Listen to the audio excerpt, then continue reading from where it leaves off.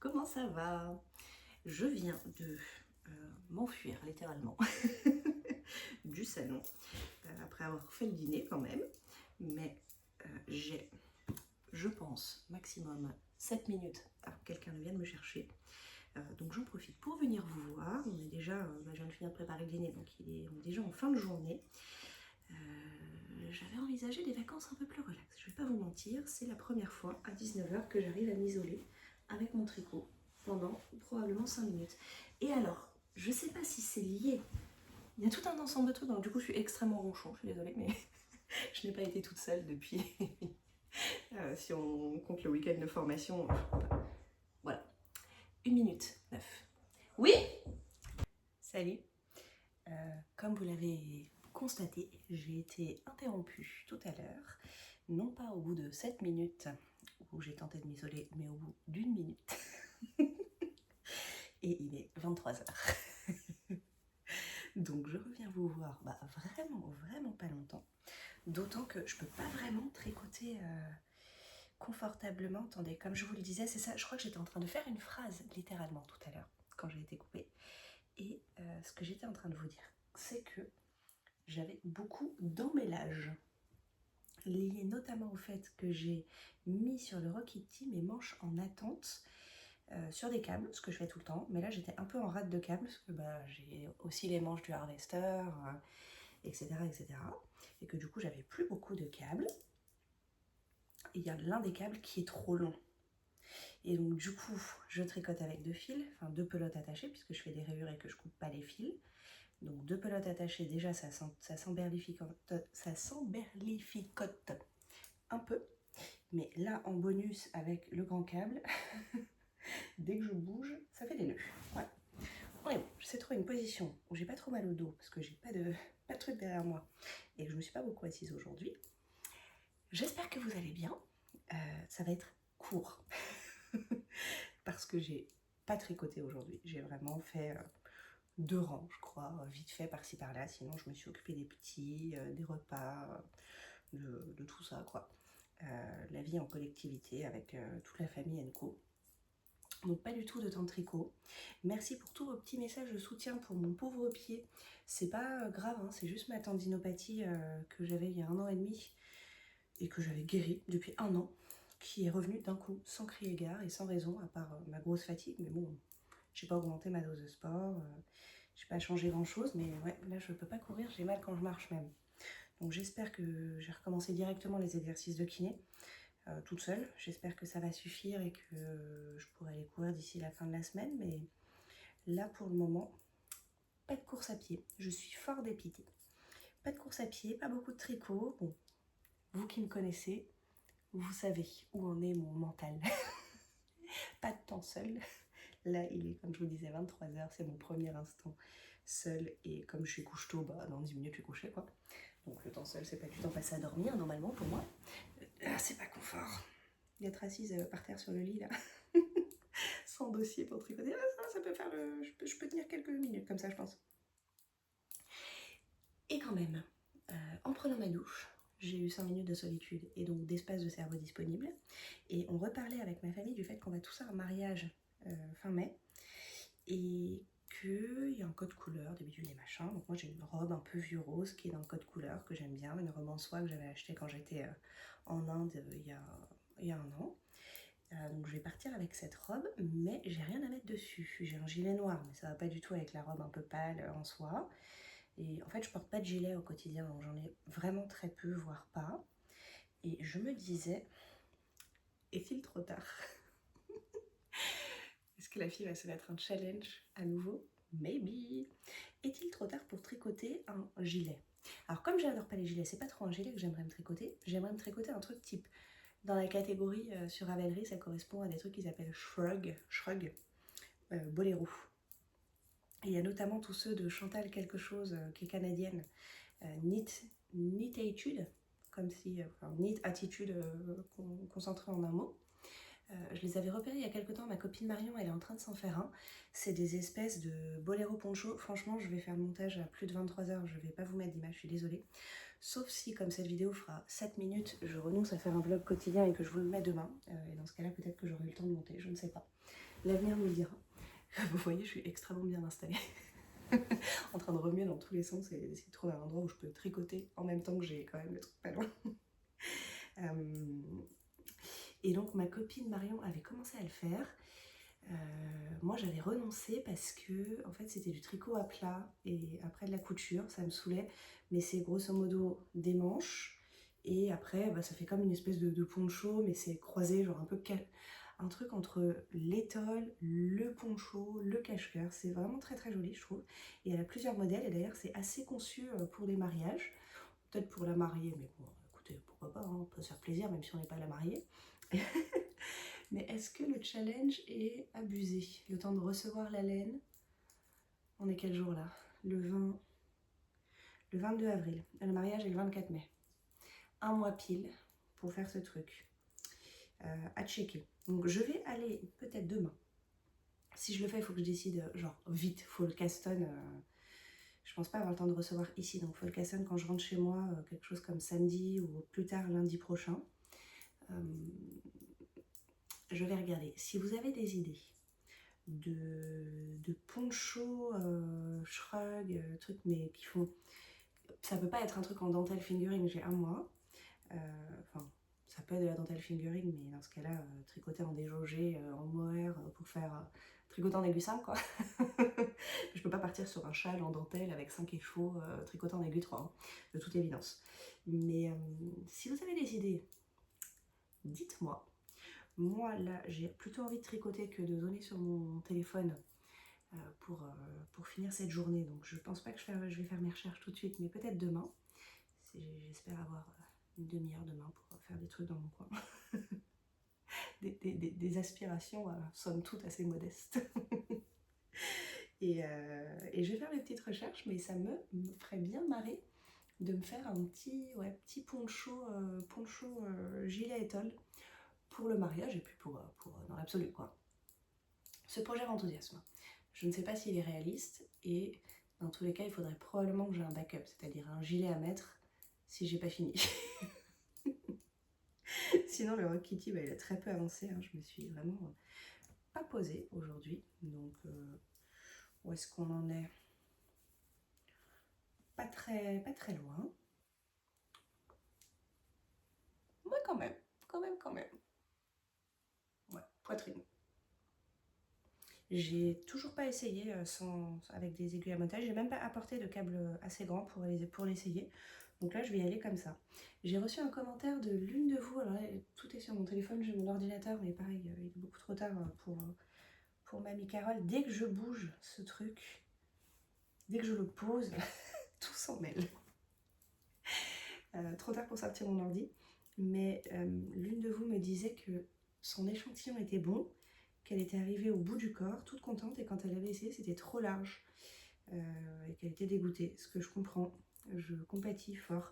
Du coup, bah, peut-être qu'il faut regarder si soit c'est la coupe qui ne te convient pas, c'est-à-dire que par exemple, si toi ta morphologie c'est d'avoir plus de poitrine et la taille vraiment fine, et comme c'est une coupe très droite avec zéro réduction sur le corps, bah, peut-être qu'il faudrait que tu mettes des diminutions régulièrement le long du corps pour faire comme un peu de shaping.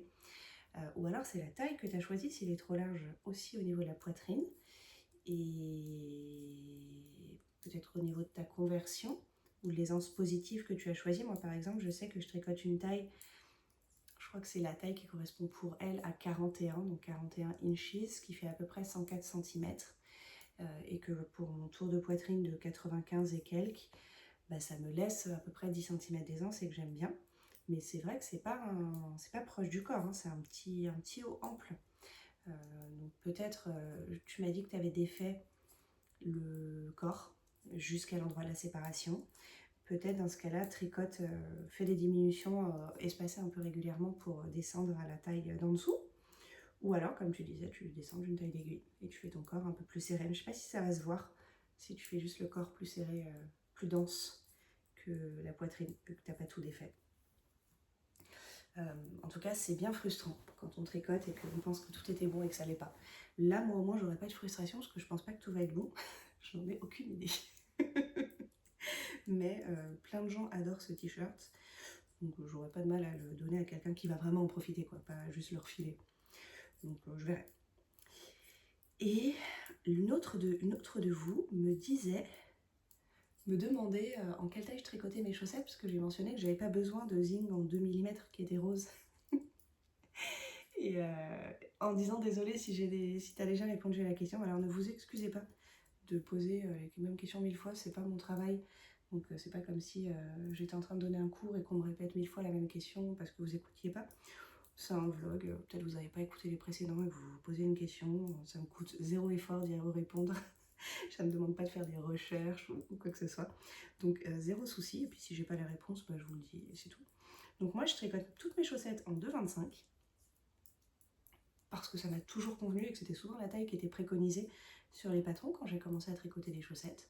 Je passe en 2,5 voire 2,75 voire 3 pour certaines paires en jacquard. Et j'ai jamais essayé en fait, ressenti le besoin de passer en dessous de 2,25. Vu que 2,25 ça correspondait, c'est-à-dire que je faisais vraiment le truc lambda standard, 64 mailles, aiguille de 25, et puis j'avais des chaussettes à ma taille, dont solides aussi, donc suffisamment denses. Mes chaussettes se déchirent pas, sauf peut-être les 2 paires que je vous ai montrées qui n'étaient pas en fil à chaussettes traditionnelles. Et du coup, 2,25. J'ai jamais essayé en 2 mm, si ça se trouve ce serait une révélation et je trouverais ça encore plus, parce que j'ai des chevilles plus fines que mes mollets avec mes pieds. Donc ça se trouve je trouverais ça plus confort pour la cheville et tout. Peut-être qu'il faudrait que j'essaye à l'occasion de faire une paire en 2 et voir ce que ça donne. Et une autre de vous m'a dit qu'elle trouvait que la Crazy de Saint-Barbal, j'ai dû liker le commentaire sans lire en entier parce que je le retrouvais plus après, mais parce que je le retrouvais plus dans mes commentaires non répondus quoi. Donc celle-ci là, elle me disait, tu me disais quoi? Que tu l'avais trouvé très désagréable à tricoter. Alors moi je trouve pas très désagréable à tricoter ça va je trouve. Que tu avais un ressenti un peu plastique sous les mains, moi ça me choque pas ça. Par contre, ouais par rapport à, bah là en plus tu vois celle-ci je l'ai faite, les côtes c'est de la laine de teinturière, c'est tricot et stitch. Ça doit être un reste d'Artemis ou je ne sais plus quelle teinturière. Et ça, pareil, The Wool Kitchen. Et puis tout le reste, c'est de la Saint-Barbal. Et vraiment, le niveau de douceur n'est pas le même. Je crois que l'échantillon est légèrement différent. Je m'étais fait la réflexion sur un crop top que j'avais fait en plusieurs exemplaires, celui de Jessie May dont je vous parlais. Il y a l'un des crop tops, alors je l'ai fait 3 fois dans la même taille. Et une fois qui compte pas parce que c'était une taille plus petite. Donc 3 fois dans la même taille, 2 fois avec de la laine à chaussettes classique de teinturière et une fois avec ça. Et celui que j'ai fait avec celle-là en faisant exactement tout pareil, il est plus grand.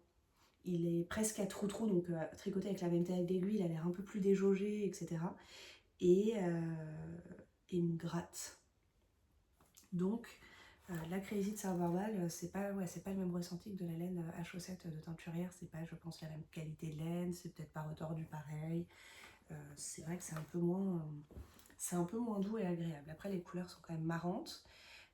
Moi j'en ai utilisé quelques-unes des Saint-Barbal comme ça dans des chaussettes en jacquard avec soit des rayures, soit en contrastant, soit en principal. Et en jacquard ça m'a jamais choqué ni dérangé. Et je crois aussi que quand même ça doit dépendre des couleurs, parce que j'ai une couleur. J'ai les blanches et j'ai les jaunes, c'est les chaussettes que je portais tout à l'heure, je vous montre, attendez. Je crois que celle-là, elle s'appelle Nuage, donc celle qui est dégradée rose et violette et blanche là. Le patron c'est Charlotte Stone que vous aurez peut-être reconnu. Et celle-là, c'est aussi de la Saint-Barbal et je la trouve plus sympa, plus douce. Et je l'ai utilisée plusieurs fois parce que j'ai fait une autre paire de chaussettes avec. Et après, je crois que j'ai fait 2 paires de chaussettes avec quand même. Et que le petit reste, j'ai dû l'utiliser dans un châle ou un truc comme ça. Et donc celle-là, je l'ai trouvée très douce. J'ai fait une autre paire pour ma fille, pareil, qui était douce. Et j'ai fait le crop top qui n'était pas doux du tout et des chaussettes qui n'étaient pas douces non plus. Et ça, celle-là, pareil, elle n'est pas dans la catégorie douce. Alors je sais pas si ça dépend des couleurs. Je me souviens aussi qu'il y a 2 qualités de Crazy de Saint-Barbal. Enfin de Saint-Barbal, il y a la Crazy et la pas Crazy justement. Et la normale. La folle et la pas folle. Peut-être que c'est lié à ça, mais je me souviens plus qu'il y a une des deux, c'est pas vraiment du fil à chaussette, puisque je crois que c'est de la single, à vérifier. Et alors attendez, parce que là c'est le moment où je passe le marqueur. Je sais pas pourquoi, je sais pas si ça vous fait ça, mais quand je fais suivre mon fil, vous savez, pour faire des rayures, en aller-retour, en début de rang, donc c'est vraiment un non-sujet, j'entortille et je remonte. Et quand je fais la même chose sur du tricot en rond, et ben je trouve que ça fait des petits jours, des petites échelles. Et là, on parle pas de Magic Loop pourtant, on parle vraiment de trucs...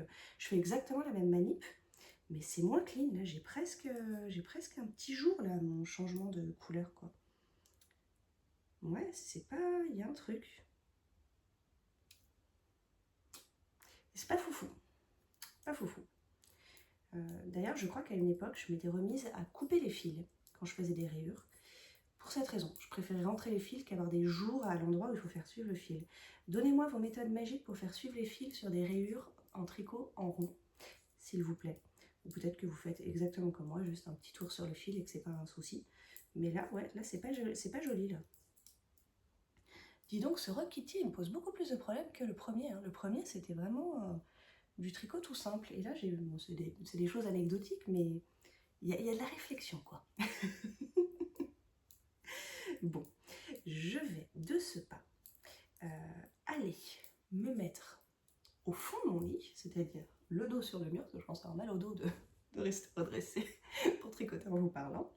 Je vais prendre mon bouquin, ma chaussette, faire quelques rangs avec mon bouquin, faire un gros dodo, et je vous retrouve dès que possible demain. J'espère que d'ici là, j'aurai fait mes recherches et décider si oui ou non je me lance dans cette étole ou si je vais juste m'acheter un petit gilet et que j'arrête de me prendre la tête. Parce que si je me lance dans l'étole, je pense que je vais être quasi obligée d'être monoprojet pour faire une étole en un mois, quoi. Tu vois, étole, shrug, boléro, on s'est comprise.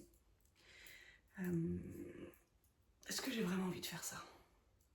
Ou est-ce que je préfère pas faire un top à paillettes et puis mon pull en jacquard et puis castonne plein de trucs roses, parce qu'en plus je vais faire un truc beige, quoi. Si je fais ça, je vais pas faire un truc multicolore. Je suis partagée, je suis partagée. Sauf si on trouve un projet, je vous inclus dans mes réflexions. Hein. Sauf si vous me trouvez un projet. Sauf si on trouve un projet qui monte vite, où je me dis, bon allez, 2 petites semaines, ça c'est fini, et c'est pas un stress de finir à l'arrache, et ça me prend pas tout mon temps de tricot. Parce que tout mon temps de tricot pour une étole beige que je mettrais 2 fois par an, je sais pas, je suis pas certaine, je suis pas convaincue. Bon, sur ces réflexions hautement philosophiques, je vous dis à demain. Je vous souhaite une bonne journée si vous regardez le matin, une bonne soirée sinon, une bonne autre moment de la journée sinon. Et je vous fais des bisous.